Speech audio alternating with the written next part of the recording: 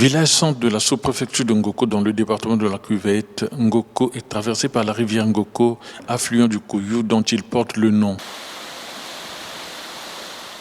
Ngoko est accessible par voie carrossable en partant de Wando, le chef-lieu de ce département. Ce trajet de 65 km n'est pas une partie de plaisir pour les usagers de la route, surtout en saison de pluie, à cause de l'état de dégradation de la route. Autre difficulté pour ses habitants, l'approvisionnement en eau potable, une situation résolue par le gouvernement dans le cadre de son projet Eau pour tous, lancé en août 2013 sur fonds propres pour faciliter l'accès à l'eau potable dans les centres les plus reculés du pays. Depuis le dysfonctionnement des forages, les populations de Ngoko ont repris leurs habitudes, se ressourcer à cette rivière, voire à un marigot. Vraiment, ça nous fait pitié.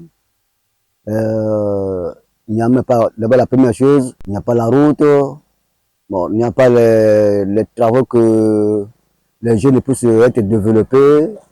Pour avoir de l'eau ici à Ngoko, il faut passer par là, aller dans les forêts, tout.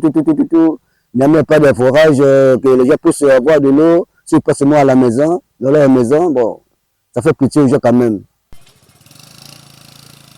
Encore à une trentaine de kilomètres entre les villages Opangi et Tsama, le câble électrique est attendu à Ngoko pour permettre aux populations de se lancer dans certaines activités lucratives comme dans d'autres localités du Congo.